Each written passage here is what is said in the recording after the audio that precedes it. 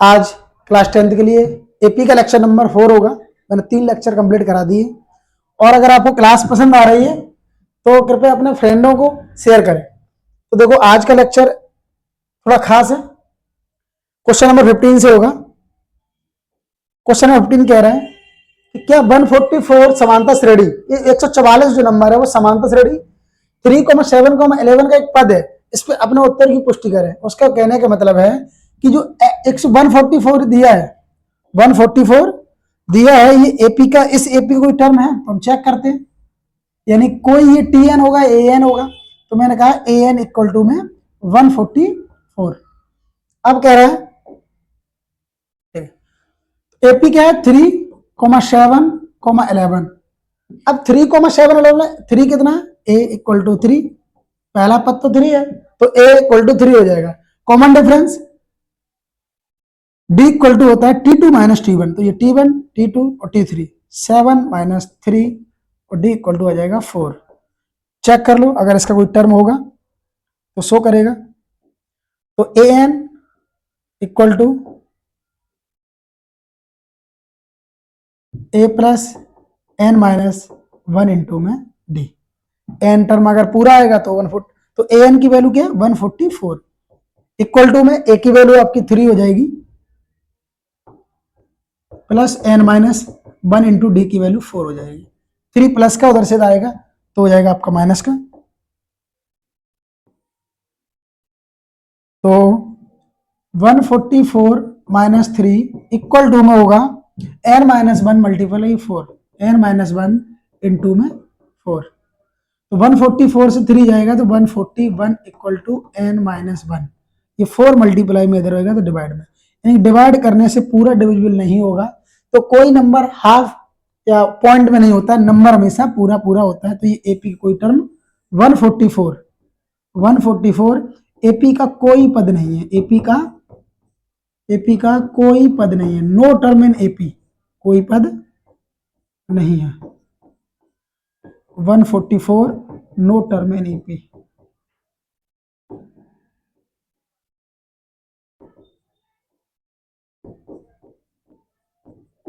आसान है। कोई सा भी नंबर अगर चेक करने के लिए बोलता है आपको तो उस नंबर को ए एन या टी एन मान लें, और जो श्रेणी दे रखी होगी उसका पहला टर्म ए, दूसरा टर्म और टी डी। कॉमन डिफरेंस कैसे निकालोगे, सेकंड टर्म में से पहला टर्म माइनस करके। तो सेकंड टर्म 7, फर्स्ट टर्म 3, 7 में 3 के 4, A N equal to A plus N minus 1 into D.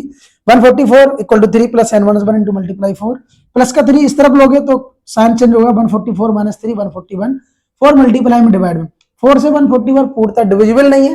तो जो नंबर होता है हमेशा पूर्णतः नंबर होता है, ऐसा नहीं हाफ हो, 0.25 हो, 0.65 हो, तो ऐसे होगा। क्वेश्चन नंबर नेक्स्ट, प्रश्न नंबर 16 कह रहा है कि दर्शाइए so that A minus B की power 2 A square plus B square and A plus B की पावर 2, ये होल पावर है यहाँ पे।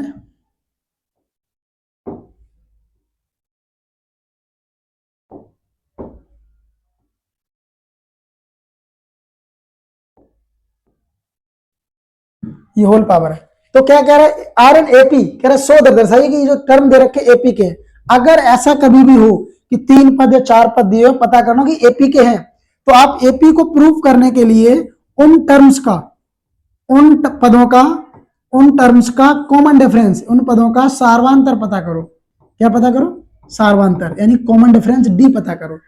तो डी, ये T1, ये T2, ये T3, तो डी इक्वल टू क्या होता है, इन दोनों के बीच में T2 पता कर लो।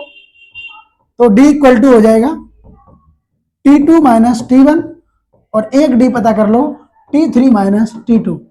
अगर दोनों से डी इक्वल आएगा तो एपी होगी, नहीं आएगा तो एपी नहीं होगी। तो डी, इसमें देखो T2 कितना है, ए स्क्वायर प्लस बी स्क्वायर, ए की पावर 2 प्लस बी की पावर 2 T2 है, माइनस T1 क्या है, ए माइनस बी की पावर 2, ए माइनस बी का होल स्क्वायर खोल दो, ए की पावर 2 प्लस बी की पावर 2, अरे ए माइनस बी का होल स्क्वायर 6 क्लास से स्टार्ट हो जाता है। तो माइनस चिन्ह लगा, अंदर के साइन चेंज होंगे, ए की पावर 2 माइनस बी की पावर 2 प्लस 2ab, एक से एक कैंसिल, बी से बी कैंसिल, इसमें डी इक्वल टू आपका आया 2ab। क्या आया, डी इक्वल टू आपका आया 2ab। इसमें डी देखो, अगर इधर भी 2ab आएगा तो ये एपी प्रूव हो जाएगी। T3 क्या है, ए प्लस बी का whole square, a plus B की power 2 whole power 2 minus T2 a की पावर 2 माइनस बी की पावर 2 प्लस है माइनस चिन्ह जाएगा तो अंदर दोनों साइन चेंज होंगे। ए की पावर 2 प्लस बी की पावर 2 प्लस 2ab माइनस अंदर एंट्री कराओ माइनस का ए की पावर 2 माइनस के बी की पावर 2 ये दोनों कैंसिल हो गए। आपका बचा d इक्वल टू 2ab। दोनों टाइप में d आपका कैसा आया इक्वल आया। दोनों तरफ d कैसा है इक्वल। जब कभी भी एपी प्रूव करने के लिए बोले तो आप कॉमन डिफरेंस पता कर ले जितने टर्म दिए हैं ठीक है कॉमन डिफरेंस पता कर ले। और नेक्स्ट प्रश्न नंबर 17 क्या होगा देखते हैं। किसी समांतर श्रेणी का प्रथम पद सार्वधातुक और अंतिम पद क्रमशः अच्छा कह रहा कि the first term common difference and last term of an AP are 12, 6 and 252 respectively find the sum of all terms of this AP. तो क्या दिया मुझे फर्स्ट टर्म दिया। फर्स्ट टर्म को आप कैसे लिखते हैं प्रथम पद को आप लिखते हैं ए से। प्रथम पद होगा ए इक्वल टू में 12। दूसरा क्या दिया कॉमन डिफरेंस को आप डी से लिखते हो डी कॉमन डिफरेंस को लिखते हो डी से और डी इक्वल टू 6 हो जाएगा। एंड लास्ट टर्म आप एल से लिखते हैं 252 लास्ट टर्म हो गया एल। तो सबसे पहले अगर उसने पूछा कि find the sum of all terms S n पूछा आपसे क्या पूछा एसएन। अगर आप एसएन बताओगे तो आपको सबसे पहले नंबर ऑफ टर्म्स पता होना चाहिए नंबर ऑफ टर्म्स। एल के लिए मैंने एक फॉर्मूला बताया था आपको अगर एल गिवन हो तो एल इज इक्वल टू होता है L equal to A plus N minus 1 into D यानी कि लास्ट टर्म पता हो तो A plus N minus 1 into D. Last term आपका है 252 यहां से हम एन पता करेंगे 252 इक्वल टू में ए की वैल्यू है 12 प्लस एन माइनस 1 इंटू में डी की वैल्यू है 6। 12 प्लस के अंदर जाएगा माइनस का तो 252 माइनस 12 इक्वल टू में एन माइनस 1 मल्टीपल में 6। 252 में से 12 जाएगा 252 में से 12 गया तो बचेगा 240 इक्वल टू में एन माइनस 1 मल्टीपल में 6।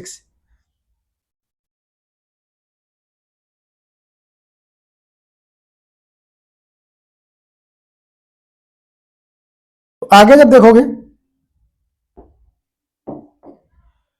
6 मल्टीपल में इधर लाओ डिवाइड में होगा 240 डिवाइड में 6 इक्वल टू में एन माइनस 1। 6 से 24 काटोगे 4 टाइम्स बचा 0 तो 40 इक्वल टू में आएगा आपका एन माइनस 1। माइनस का 1 उधर से इधर लाओगे तो हो गया 40 प्लस 1 इक्वल टू एन तो 40 में जोड़ोगे तो एन इक्वल टू में 41। आपकी एन की वैल्यू आपको मिल चुकी है एन इक्वल टू हो जाएगा आपका 41। यहाँ आपको एन मिल गया उसने पूछा find the sum of all terms. अब पूरे टर्म्स का सम बताना तो सम बताने के लिए आपको फॉर्मूला याद होना चाहिए कि एस एन इक्वल टू में होता है n by two 2a plus N minus 1 into में डी ठीक है। तो इसमें एक और तरीका बताया कि अगर एल गिवन हो तो यहां रख सकते थे हम तो एल गिवन है तो एस एन बराबर हो जाएगा एन बाई टू ब्रैकेट में ए प्लस एल इंटू में डी सॉरी ए प्लस एल तो एस एन की वैल्यू होगी 41/2 ए की वैल्यू आपकी है 6 सॉरी ए की वैल्यू है 12 और एल की वैल्यू है 252 तो एस एन इक्वल टू में 41/2 2 से 41/2 मल्टीपल में 252 में 12 जोड़ोगे तो आपका 264 2 से कैंसिल करो 2 बन जा 2 और 2 3 जा 6 2 2 जा 4 एस एन इक्वल टू आपका आएगा 41 मल्टीपल में 132। इन दोनों का मल्टीप्लाई करोगे तो आपको एस एन प्राप्त हो जाएगा। नेक्स्ट प्रश्न नंबर 17 हो गया। नेक्स्ट क्वेश्चन नंबर 18 होगा। क्वेश्चन नंबर 18 कह रहा है वैसे तो मैं समझा के चल रहा हूं अगर कोई डाउट हो तो आप कमेंट कर सकते हैं। क्वेश्चन नंबर 18 कह रहा है 15 के प्रथम 8 गुणजों का योग बताइए। 15 के फर्स्ट 8 मल्टीपल्स का find the sum of first 15 multiples of 8।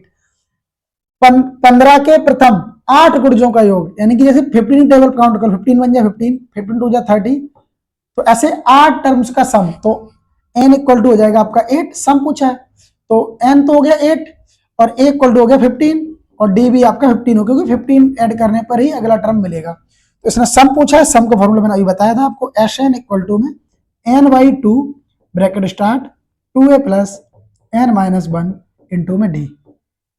तो एस एन की वैल्यू आपको मिली है कितनी 8/2 2a की वैल्यू 15 प्लस n 8 में से बन गया 4 और डी की वैल्यू जो है वो आपको मिली है 15। तो 2 से 8 काटो 4 टाइम्स 4, 15 2 जा 30 प्लस 15 4 जा 60, 60 में 30 ऐड करोगे 90 और 90 में मल्टीप्लाई करोगे 4 मल्टीप्लाई 90, तो 4 9 जा 36 0, ये आपका सम एशन प्राप्त होगा। यहाँ पे आपको एशन इक्वल टू क्या मिलेगा, एशन इक्वल टू 360। ठीक है, नेक्स्ट क्वेश्चन नंबर 19 कि 1 से लेकर 200 के बीच की सम संख्याओं का योग क्या होगा। 1 से लेकर 200 के बीच की सम संख्या है। तो सम संख्याओं के बारे में देखो, सम संख्या है तो सम संख्या 2 से स्टार्ट होती है, बीच की बोली है, तो 1 और 200 को ऐड नहीं करना है, तो लास्ट का जो टर्म होगा वो होगा 198। ये फर्स्ट टर्म 2, लास्ट टर्म 198। मुझे पता करना कि 1 से लेकर 200 के बीच सम संख्याओं का योग, सिर्फ तो पहला 2 होगा, सेकंड 4 होगा, 6 होगा, ऐसे लास्ट आपका 198 होगा। तो यहां से n पता करना हो तो 1 से लेकर 200 में ऐसे पता करने की जरूरत नहीं, 1 से लेकर 200 में हाफ आधे, तो 100 टर्म्स होंगे इवन और 100 टर्म्स होते हैं ऑड। ये आप याद कर लो पहले से, जितने टर्म पूछे जाएं, आपसे 50 पूछता है 50 पदों में, तो 25 आपके इवन हो जाएंगे, 25 आपके ऑड होंगे, दो ही नंबर्स होते हैं। ठीक है, तो 1 से लेकर 200 के बीच में, 1 से लेकर 200 के बीच में जो सम संख्याओं का योग, तो अगर नहीं पता करना तो आप पता करना चाहो तो कर सकते हो एल वाला फॉर्मूला लगा के। तो एल इक्वल टू में A plus N minus 1 into में डी। एक बार बता भी देता हूँ कितने आएंगे term. Last term L 198, A first term 2 plus N minus 1 into D. D 4 में 2 से 2 का ही डिफरेंस होगा, क्योंकि हर एक अगला अगर इवन नंबर प्राप्त करना हो तो पिछले में 2 ऐड करोगे तो अगला आपको नंबर मिलता जाएगा। तो दो लगातार, दो कंजुगेटिव इवन नंबर में 2 का ही डिफरेंस होता है, 2 हो गया। 2 प्लस का इधर लाओगे 198 माइनस का 2 इक्वल टू में n माइनस 1 मल्टीप्लाई में 2। 198 से 2 करोगे तो 196, ये 2 मल्टीपल में इधर लाओगे डिवाइड में इक्वल टू n माइनस 1। 2 से काटोगे 2 9 जा 18, 2 9 जा 18 बच्चा 1 हो गया 16, 2 8 जा 16, तो 98 equal to n minus 1। Minus का बना लाओगे प्लस का हो जाएगा 99 n इक्वल टू। अच्छा थोड़ा हाँ, ये कम क्यों हुआ, क्योंकि 200 को लिया नहीं गया इसलिए। अगर 200 लिया जाता तो, क्योंकि बीच बोली बिटवीन जब बोलता है तो ना तो फर्स्ट टर्म लिया जाता है ना लास्ट टर्म लिया जाता है, तो 99 आया। इसका पूछा उसने सम, योग पूछा है, तो योग के लिए आप क्या करोगे, योग के लिए आपको मिल गया कि n इक्वल टू है 99 और a इक्वल टू है 2 और d इक्वल टू भी है 2, तो एन इक्वल टू हो जाएगा n/2 और लास्ट टर्म भी पता है आपको, तो a प्लस एल वाला लगा दो, तो एन इक्वल टू n की वैल्यू आपकी 99/2, ए की वैल्यू है 2 और अंतिम टर्म है 198।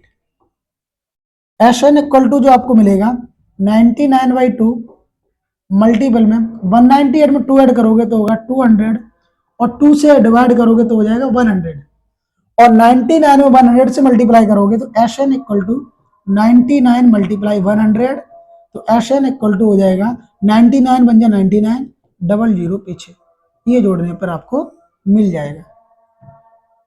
Question number next, question number 20 है, कह रहा यदि 4m plus 8 2m square plus 3m plus 6 3m square plus 4m plus 4 एक समांतर श्रेणी के 3 क्रमागत पद है। कह रहा है कि इफ यदि 4m प्लस 8 2m की power 2 plus 3m plus 6 3m square 4m plus 4 are the 3 consecutive, मतलब लगातार टर्म्स हैं, क्रमागत टर्म्स है of an AP, find m। तो m क्या होगा, तो m बताने के लिए आसान है कि मैं एक बार क्वेश्चन लिख लेता हूं, 4m plus 8 2m square plus 3m plus 6 3m square plus 4m plus 4, ये हो गया। अगर कह रहे 3 कंजिक्यूटिव लगातार टर्म्स, तो m की वैल्यू, तो क्या कह रहे इसमें से d निकाले और इसमें से d निकाल ले, d निकलेगा तो पता लगाए क्वेश्चन में है क्या। तो ठीक है, तो ये T1, ये T2 और ये वाला T3। तो T2 माइनस T1, यहां डी निकलेगा T2 minus T1, T2 minus T1, यहां पे डी निकलेगा T3 माइनस T2, दोनों का डी इक्वल आएगा। जब एपी है तो कह रहा कि एपी है फाइंड तो एम, तो टी यहां से करो डी इक्वल टू T2 की वैल्यू जो आपकी वो 2m square plus 3m plus 6 है, और माइनस करोगे जब ये टर्म लिखोगे 4m प्लस 8, तो जो आपको मिलेगा 2m की पावर 2 प्लस 3m प्लस 6, ये माइनस चिन्ह अंदर जाएगा, साइन चेंज हो जाएंगे, माइनस का 4m माइनस का 8, तो आपको यहां मिलेगा D square 2m square D की वैल्यू प्लस माइनस के 4m, माइनस के 4m से 3m जाएगा तो माइनस का 1m, और 1 लिखते नहीं तो माइनस का ओनली m, और माइनस का 8 प्लस का 6, माइनस के 8 से प्लस 6 जाएगा तो माइनस का 2, ये माइनस प्लस माइनस होगा, d equal to 2m square minus m minus का 2। यहां भी देखते हैं एक बार,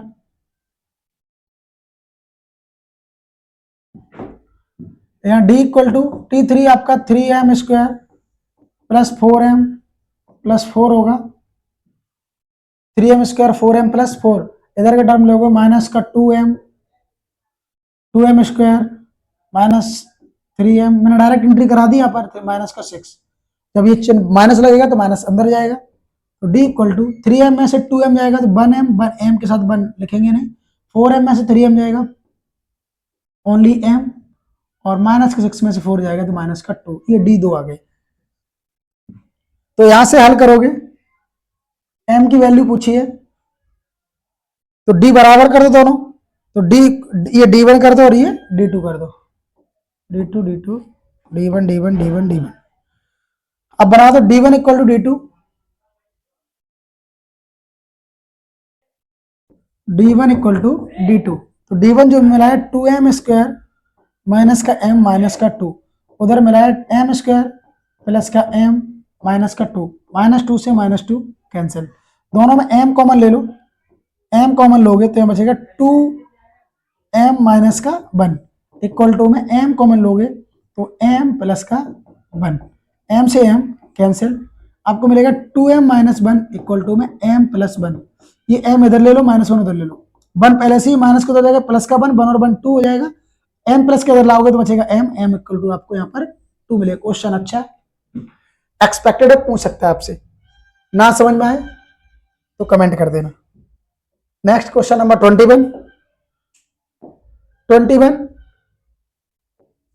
ये करना, 21 खुद से लगाना, 22 भी लगाना, 23 सीबीएसई ने 2020 में पूछा है, 24 लगानी 2011 में पूछा है, ये 2011 में पूछा, फिर से ये प्रश्न लगाना, आपको अभी बकाया प्रश्न नेक्स्ट क्लास में कराए जाएंगे, ये होमवर्क में रख लो सारे प्रश्न, ये भी होमवर्क में, ये वाला भी और ये वाला भी, ये नेक्स्ट क्लास में आपके करा दिए जाएंगे।